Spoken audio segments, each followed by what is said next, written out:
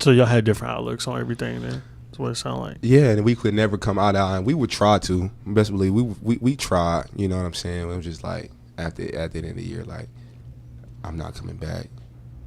I want you back, but I know you don't want to be here, so Yeah, that's tough though well, yeah, but he was upset at kind of how I did it because I was already talking to a couple schools. Oh, okay.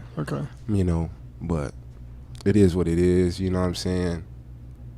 It was, that year was tough because it was just like, I could score the ball and he wouldn't let me get in your bag if you want. Yeah, and not even like just like when we need to. Like, I'll go score 8 straight. Bam, bam, bam, 3-ball layup, steal, layup, 3-ball layup. Come sit down. I don't need you doing that right now. Oh, hell no. I know that's lame as hell. You don't need me doing that right now. That's lame as That's what I do, dog. Like, I get buckets. Yeah. No, I'm your leading assist. I'm your leading scorer. And what you talking about? Like, and then we down.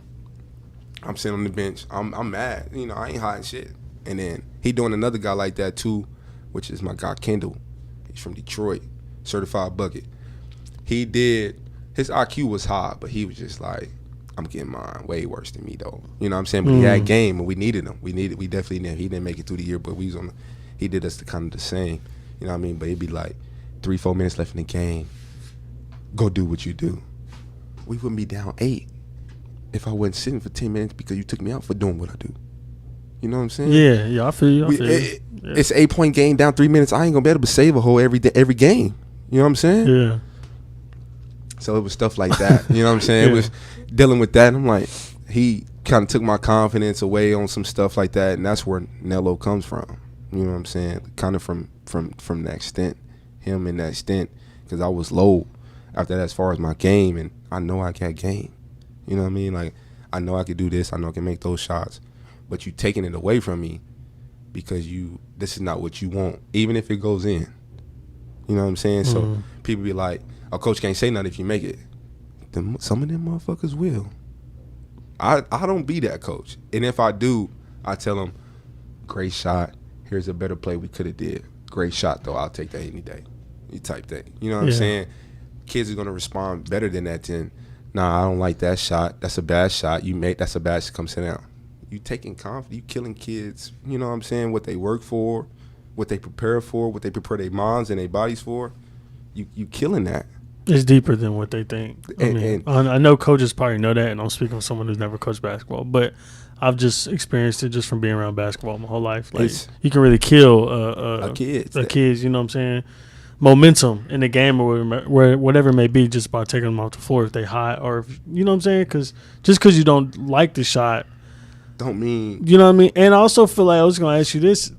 I feel like this generational thing too. It's different looks and overview of the game. You know what I'm saying? The old school and the new school mentality. Yeah. Some coaches is not trying to translate to the new generation when you kind of got to with these kids these days. You know what I'm saying? And the type of caliber shots. And I'm the type of person, and you know I got a high IQ, so if I'm really taking like 2 or 3 bad shots in a row and making them, it's only because I just got going. Like, I just scored 8-10 straight. You know what I'm saying? And it's not even like somebody's open. You know what I'm saying? It's like off the ball screen or whatever case may be, or on that wing to where I'm either taking baseline, getting middle to where I can still make a play for somebody else. It ain't just like in the game, it ain't just like it is for pickup when we kind of do. You know what I'm saying? You ain't just coming down unless I'm already having like 25. Yeah. You know what I'm saying? Yeah. It was more, so I understood that, but you making it worse. Now you just pissing me off, so I'm just gonna make it worse. You don't start me. You start a freshman with me for a couple games to set a message. Damn. Oh yeah. So it's like being disrespectful at that point. You feel what I'm saying? Because he called me out my name in the locker room. You know what I mean? And everybody in the is looking around like, he just said that? Like, you pussy? Nigga, I ain't. Oh, shit. That's exactly what I did right there. Like, I'm mad, and he said it because we just lost, and I was talking to the ref after the game. he don't know I knew that ref. Okay, yeah. he don't know I knew that ref. So I'm like, he thinking I'm talking about some type of call or whatever case may complaining be. to him. Which could, which could be the case throughout the game. This is the end of the game, bro. We lost by 6. The game it ain't really close. You know what I mean? So I'm the last one to kind of come in. Now I'm mad when we get in because we just lost. You know what I'm saying? So my head down. So when he said it, I just kind of raised up like, yeah, and such and such. And Cornell acting like a pussy, talking to the refs and still talking after the game. I'm like, whoa.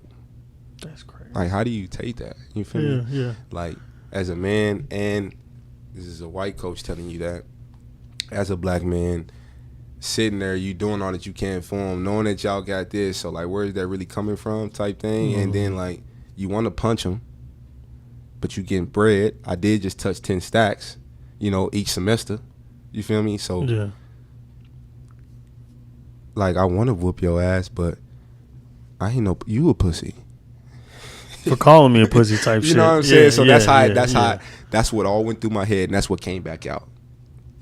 And so, he kind of started me for a couple games, so I kind of let my teammates know, like, yo, don't look forward too much from me tonight while we on this road trip for this Thursday, Saturday, because he doing what he doing. You know what I mean? Mm-hmm. Don't look too much for it. And my teammates was cool too though, like, and they knew I got busy because, like, even when he would say slick stuff, they'd be like, "Yeah, coach, but you ain't guarding them in ones in practice." And he damn sure, I'm assuming, couldn't guard you one if he had to be one. Man, I'm also making that assumption. You know what I'm saying? Like, that's fucked up though, because I feel like sometimes coaches get in their own way, and that's like making it personal. That's outside of like basketball. Sometimes they're calling you names, not starting you. Once they already feel that way about you, and I know this personally because I'm a coach. You know what I'm saying? And I dealt with college kids for 3 years, post grad kids. We playing college level, so you have to really put that barrier in between. People say favoritism. You are going to have your favorites. You're just the ones that take care of business. You're going to have your favorites. But you got to also underline that, and then also not, like, try to pick on kids all the time. So I had to catch myself doing what coaches that did to me to where my kids, and then try to understand these kids. You know what I'm saying? So a lot of people don't do that. Tony does that. That's why Tony's good with those kids. You know what I'm saying? That's why him and Hodges work so good together, because he's kind of behind the scenes doing what he's doing, building those relationships with the kids, instilling trust in the kids for Hodges, even when they don't see it or when they got a problem, what the case may be. But I'm by myself, so I got to do this individually with each grown-ass dude. And they 18, 19, 20, 21 years old. I'm 24, 25, still teaching them. Yeah. You know what I'm saying? But I have to grow up way sooner. And that's why I tell people way sooner, because it's different caps to help them out now. You know what I'm saying? To understand why they are. You watch The Last Chance U, the last one? Yeah, I watched some of it. Yeah. I'm not that coach, but as far as how he tried to understand that boy Joe, that's how I was. You know what I'm saying? Like, I had a kid from Houston, and that's my son. Like, he is my son. Like, he's my son now. But we had our differences. But I had to also step it back. Like, he did. Like, he would talk back, not try to make runs. And this is in the early stage of conditioning before the even season started. Like, pushing, trying to push his authority with me. Like, I'm not, I ain't trying to be on that. But if I need to be on it, I will. And then not trying to run that sprint. Everybody else is running because of you. So now you just running and you ain't making it. Oh, so now you got to get the hell out. You know what I'm saying? And then it's ongoing. You won't listen, so I send you home. You know what I'm saying? But when I sent that kid home, I was that kid. I felt his hurt. You know what I'm saying? I felt his hurt from a distance. Like, yo, I just took everything from this boy that he been working for. You know what I mean? Yeah. And so I gave him another chance. I was like, yo, if you can do this and this and this as a man. And he had a son, so I'm teaching him, trying to help him with that too. Like, if you can do this, I'll bring you back. And this is like right before I sent him home, and we started in August, sent him home in September. I brought him back in November. Well, I brought him back in October, but he started back in November. And so, but then I got and he would start to live with me. So this is when I started to really dig into this kid. Like, why are you like you are? He's dealing with so much stuff that he shouldn't even be dealing with as a 20-year-old kid. You know what I'm saying? That we all tend to as a 20-year-old kid, but nobody there. Some coaches don't see that either. Some people don't, but especially coaches. And people don't in general. That's why we judge. You know what I'm saying? That's why we judge. That's why coaches judge. So that's my son to this day, getting to know him and by doing that, he tells me and texts me all the time, Coach, man, I appreciate you, man, for really loving me and trying, and it helped me because you really changed my whole mindset. Boy didn't believe in God before it. He didn't believe in God before it. Got him reading his quotes and stuff like that. His, encouragement. Never would be wanted to be encouraged. Never wanted to hear it. Never would do it. You know what I'm saying? Yeah. And I done flipped this whole boy's mind just to be just on some positive stuff. Just being there for him and teaching him life with the game. That's it. And so when I get them calls from him, it just feels so good. You know what I'm saying? But coaches don't do that. Granted, some coaches don't got the time to do that either. Yeah, I was just going to say that too. Because you're young, so you have more flexibility. Y'all dealing with a lot of stuff. You might be dealing with paper. But if you're going to be at those levels, you have to. You know what I'm saying? Like, you have to. That's why that coach on Last Chance U was so good with those kids, and those kids relate. I mean, give him so much back because he has a relationship with every single one of those kids. Mm-hmm. Every coach don't do that. Yeah. He might have a relationship with 4 or 5 of them, and that's cool because you changing their lives. But you got 15 kids. I know you playing 10, but you got to have a relationship to them where they still on the bench doing what you need them to do. You know what I mean? Because it's weird, like I said, since I've been around coaching Tony and Hodges, like you said, there's 15 players. I mean, you might only play 10, but there's also a few out of that 15 that sit on the bench that are coming up that you're trying to develop as well. You need to develop a relationship with them too. You just got individual, again, I won't say issues, but individual things you need to handle with each one of them. And if you don't, one could transfer, one could leave. Like, no matter what, them kids may think, I'm on the bench, I suck, I don't play, the coach don't care about me. But at the end of the day, behind closed doors, I'd have heard them conversations with Tony Hodges. They're talking about them kids that they think, I suck, I don't play. So-and-so don't like me. How can I get them on the floor? Yeah. How can I do this for Exactly, them? exactly. That's what's crazy. But it's tough because, those kids is not as talented. They might work as hard, but you got to do what you got to do for your job too. You know what I'm saying? But that's where it's so hard. So that's why they're talking about it like, how can we get this kid on this floor? Is this the type of game? Like, if we going to win this game easily, we can get him out there early. You know what I'm saying? Something. Good. Get him out there early for a few minutes.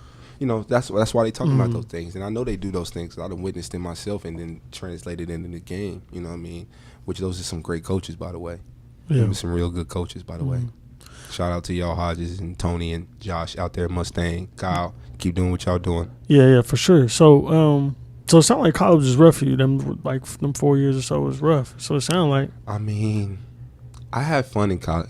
College is fun. Just the fun, the college experience. But like, I had some like basketball was fun too. Besides my junior year, because the stuff that happened in JUCO was after the season.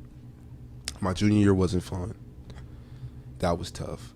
My senior year was fun. I didn't get to finish the year, but that was fun because I didn't fuck with nobody, bro.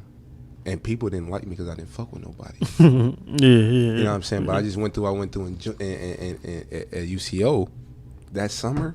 Oh man, I went to work. You know what I'm saying? I was grinding. I was grinding like no other. And again, they was the young boys was around, so they were really seeing it. So when I got to school, it was just easy, so effortless, so efficient. You know what I'm saying? And at times could be a little ball dominant. You know what I'm saying? Yeah. But I'm a senior, and only a few of the seniors, and it really ain't nobody on the team fucking with me. So, and y'all not getting it done. So I got to do what I got to do. You know what I mean? Like, I got to do what I got to do. Like, people, which we had, they was better than UCL. We had some dudes with some go on the team, but it would never come out in the game. Like, we couldn't all be on the same page all the same time at the game, whether somebody was hating or pouting or whatever case may be, or ego. He shouldn't be having 18. Okay. Like a guy said, we had 2 guys, my boy, shout out to you, Kizo from Watts, Cali. We was both averaging around 18, 19, 20, 22 at the beginning of the season. Because we both had a couple 30 balls at the beginning of the season. Somebody went to coach and said, I don't think we should have anybody average over 20. And at this time, we're winning. Nigga, what? We winning. Like, we lost our first game, and I played like shit our very first game. It was a little classic. I played like shit our first game. And I didn't even get to finish the game because I was playing so bad, bro. Not even just like terrible, but like, we got another guard, he's scoring and he's doing it, And I knew that. I wasn't mad at him. I'm still cheering my team on. I'm mad at myself how I just played this senior year. I'm like, yo, you really that nice? This conversation, I'm like, yo, are you really that nice, bro? You did all that in the summer, killed everybody in the summer to come out here and do this? Like, so I'm talking, this is the conversation I'm having with myself and mad at myself, not nobody else. They thinking I'm mad at them. Like, nigga, this is the first game of the season. I ain't got no beef with nobody. So the coaches come over there at, like, breakfast the next morning. You all right? Like, yeah, I'm good, bro. I'm just mad at myself. I'm glad we got that win. I said, you didn't hear me say nothing about finishing the game, did you? All right, then. Because I wasn't playing well enough to finish the game. Like, So, and we end up, we lost that game. So we came back, won, had 30, back on high spirits. But we won, and I played well because of the expectations I had set for myself before then that none of y'all know about, because none of y'all fuck with me because I just say to myself. You needed that moment to talk to yourself too. You know what I'm saying? To like get, because remember, confidence just got taken away from me. You know what I'm saying? I'm back down on myself, and I just built myself back all summer. Cocky as hell, all summer. You know how I get. Yeah. You know how I get in the gym. Yeah. And so I'm like, yo. And then leading up to the game, the first game, killing everybody in practice. Like, so I'm like, yo, you. And I had got hurt during preseason, so I was out for like 3 weeks. Ankle, Achilles, knee. Are you like that, bro? Like, nah, you can't go out like that. So I came out on tip. Like, it was really on some KD shit. Like, I had like 30 on like 15 shots, but like hit 10 of them. Was at the free throw line though. And then Kizo came around the next game. No, he had like 25 that game with me. Then it kind of flipped. He had 30 and I had like 20. Dang, niggas was hating. Running the coach behind backs and shit. Like, you know what I mean? And so I didn't get to finish that year. And a lot of people don't like know this because, and this was in around Valentine's Day. We come back from the break. We play. I didn't get to play at a lot of places in the conference because I didn't finish the year. The whole team smokes. Literally, the whole team smokes. The coach knows it. Our coach knows we smoke.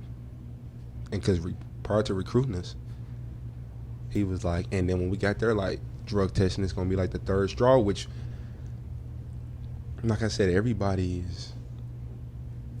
smoke. Everybody know everybody smoke. Really besides me, because I don't go out and buy it. I get it brought to me, or you go get it for me, because I ain't trying to be out there like that. But y'all don't think I fuck with you. And me and Keys was the same way. So it's either class, gym, come home, smoke, relax. I probably went to 2 parties all year. I did all the partying though, because it's time to go get paid. It's time to go get paid. It's time to go get paid. Yeah. So I'm really dialed in out there. And plus, what just happened junior, can't have one of those. So no one care with nobody, none of y'all. It ain't happening.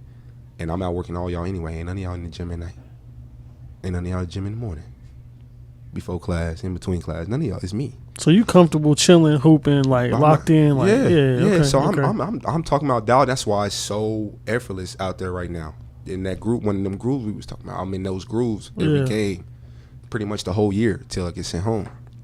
But so we had this random drug test. And ain't nobody been drug tested all year, bro. We in February. Me and Keith get called from our coach. And the coach, like I said, people been running to him, talking about us and stuff like that. Ball again. But I'm averaging 18-6, leading in every category as far as that. But we ball again. And we not missing. Like I said, it's really efficient. 42. Highest I ever shot from the 3 in college. I'm shooting 41 from the 3. And y'all winning games, right? Is that what you're saying? Okay. For the first half, we had a winning record. You know what I'm saying? For the most part, it was at least 500. You know what I'm saying? But like, it was a first year head coach. He was young too. He was in his like 32, dealing with us. First year head coach. And we all knew he switched the whole. Only like 4 people returned from the last team, and they felt away because they wasn't starting and they were starters and type shit. One of the backup point guards, one of the backup bigs, one of the backup shooters, one of the guards, and he brought in some dogs that can really go. And we just all couldn't kind of figure it out. Everybody didn't want to figure it out. That was the thing too. Well, politics. You know what I'm saying? Everybody didn't want to figure it out. And so he called. He's like, "Yo, y'all got to come take a drug test. We heard the AD got news that they seen y'all two specifically buying weed from such and such and such and whoop-de-whoop." Me and him looked at each other and just started laughing, bro. And the reason is because we never went to buy weed. Like you just said, come to you, or you got somebody else getting it. I moved from my apartment to my Kizo. He had a crib, like he had a house. So we was at the house like, well, we need to, you know what I'm saying? Like, that's what we started laughing. Like, we don't never go out. Like, either one of the teammates is reading to us or the plug himself is pulling up. So that's fugazi, what you just said, and straight bullshit just to get us in here to take a drug test, knowing we're going to fail, knowing everybody on the team would fail if everybody was in here right now.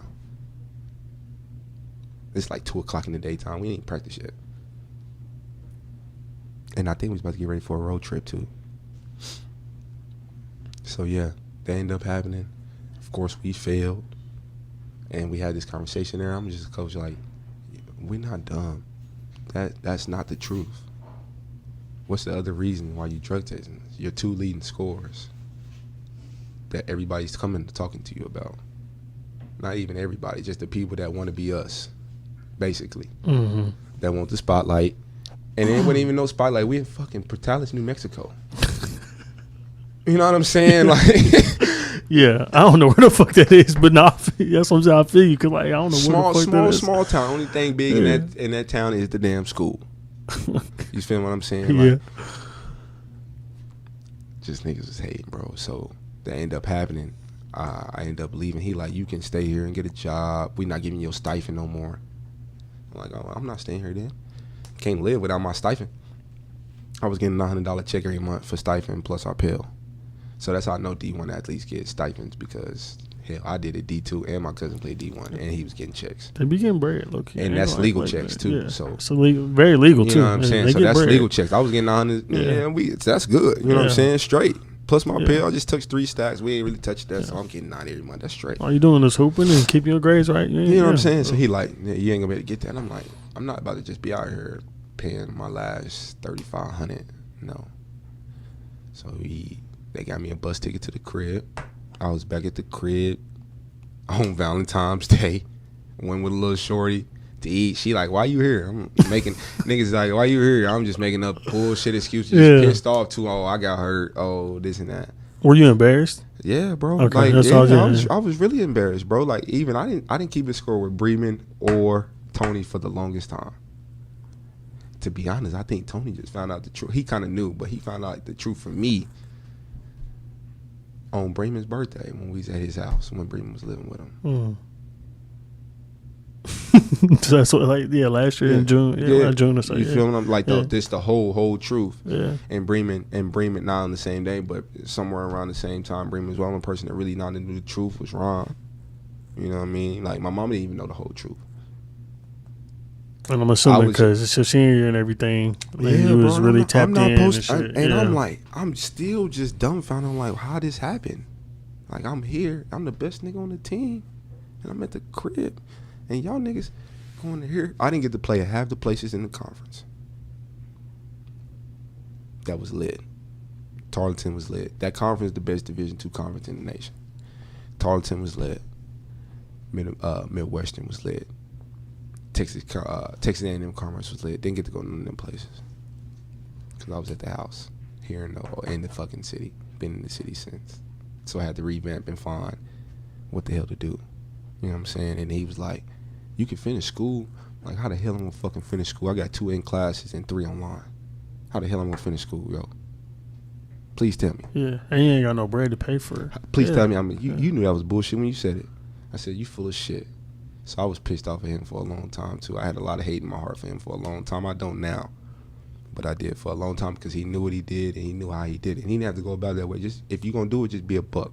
And don't tell us this. Just be a buck. Don't tell me y'all somebody seen this because that's not true.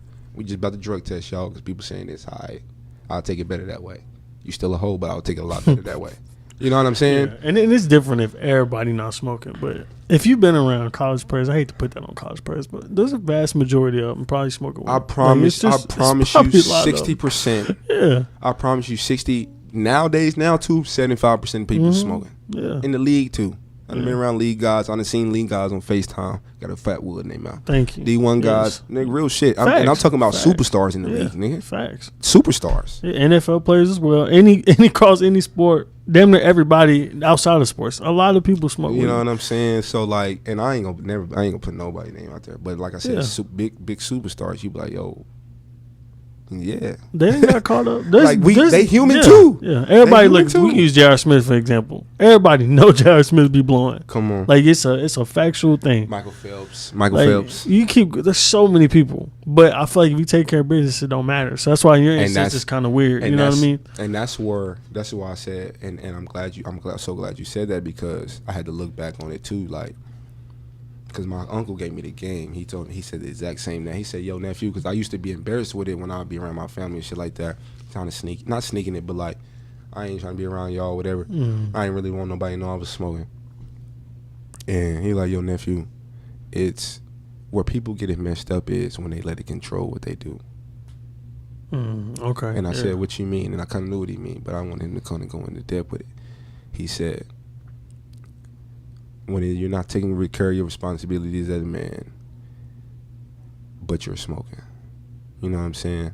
And you got to do this and do that, and you can't do that because you're smoking or whatever, or you want to do that first. You know what I mean?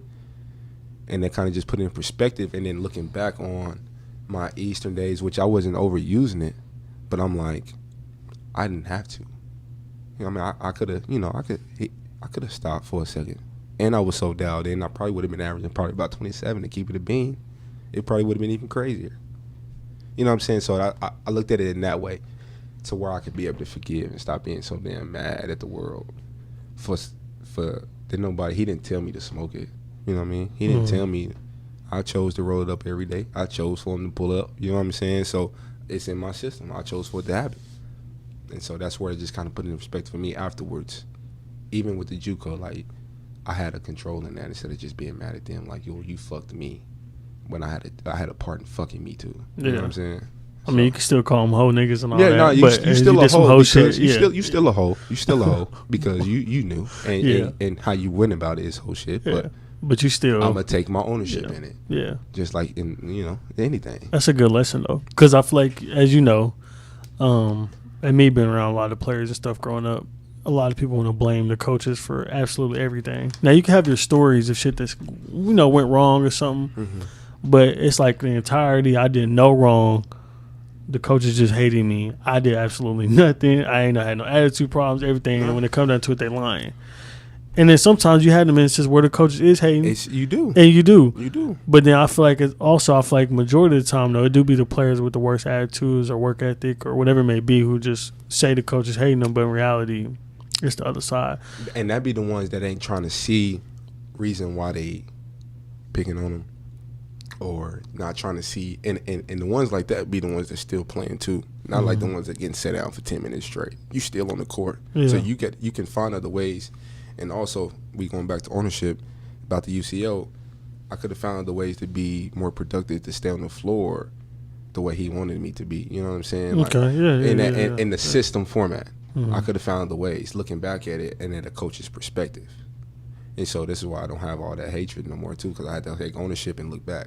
You know what I'm saying? But there'll be most of the times those guys that still playing, not getting set down, but like, yo, he just not letting me play my game. You got to figure out your game inside of that game. Just for right now. You can get out the situation. But just for right now, you got to do it. Because either you're going to be stressed every time like I was, calling mama out there every game. You know what I'm saying? Or you're going to find some type of joy or some type of lesson in this if you're trying to be a pro at the end of the day. You know what I'm saying? But we don't look at it that way either. Hindsight 20/20 every time. We don't. Yeah. But it's hard to, as young kids, thinking, having your dreams and your goals and stuff like that, and you're not there. It's such a mental thing, though, with these sports. It really is. Like you just said, it's a mental. It's tough. Would you say it's more mental than physical? Because somebody can have it all physically, but mentally they're not there. They can't definitely produce as much as they would like. Definitely, whether it's confidence, whether it's,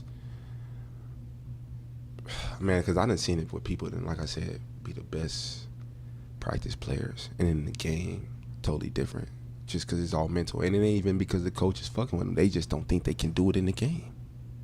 Just for them own perspective, like just for them personally, or like they don't want to do it in the game. It's weird. Like some people's like that too. You know what I mean? So it's weird to find different. And I've seen and dealt with different human beings like that, whether it was playing or coaching. So it's really wild, bro. It's really wild. So where does your confidence come from then? With the being down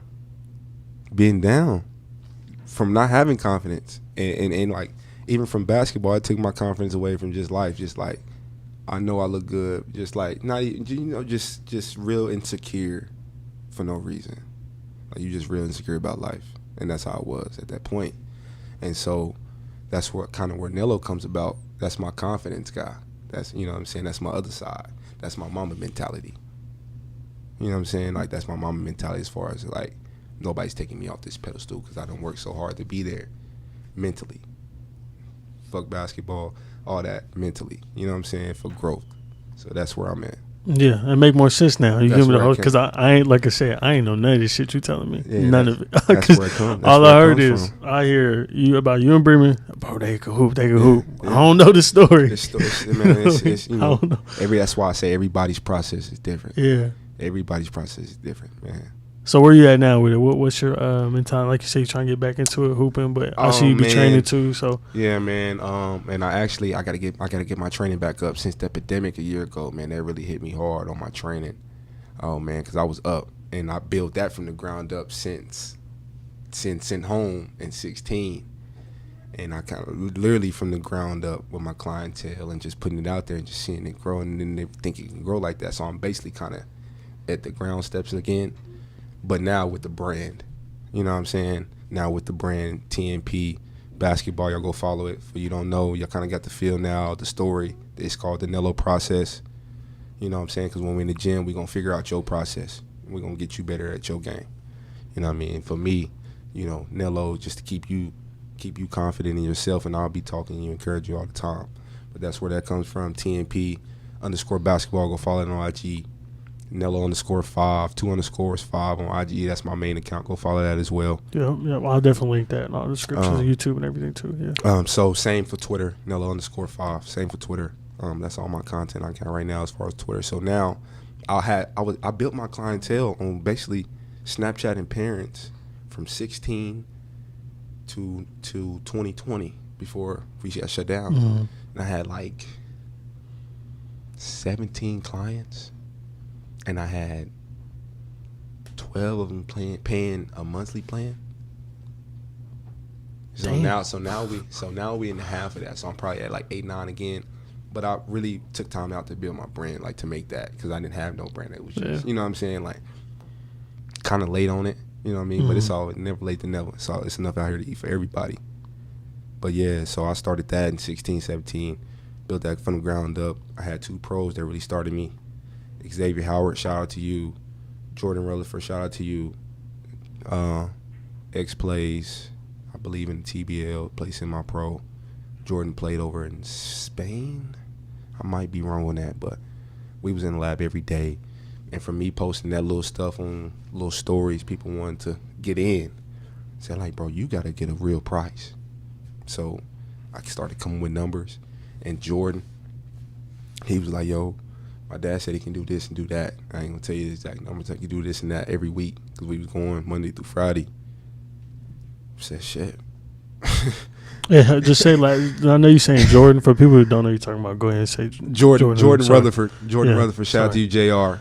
He's been a pro. He's definitely been a pro, about 6'7" wing guy, man. That can really shoot the ball. And so his daddy said that, so I took it even more serious. Like, I was already taking it serious, but like, I got to study in Jordan's game. Mm-hmm. I got to study and stuff on YouTube, how to better his game, how to better his shot, different type of drills, but put my spin on it while we doing this, teaching that, you know what I'm saying? Yeah. And a lot of people don't do that. And so we, you know, and then we would translate it to the game and his reads and stuff like that. The boy got a lot better. He could always shoot the ball, but we made his game so versatile at 6'7", at the wing. He already could shoot the ball. So we would have him working out Curry lane. Like, he would never shoot the close three. We would work him out way back, like at least 35 feet out, and got to make 6, 7, 10 in a row to go to the next spot. He knocked them hoes out. Bang, bang, bang, bang, bang, bang, bang. I promise you, 10 for 13, 10 for 14. That's crazy. Nah, I started to make. He started to make. He might miss 3. Starting to make. He get the rolling them hoes off. Oh my God, it was so beautiful to watch. And then just really, like, I was really, how I was crafting to learn my game as far as when I was playing. Mm-hmm.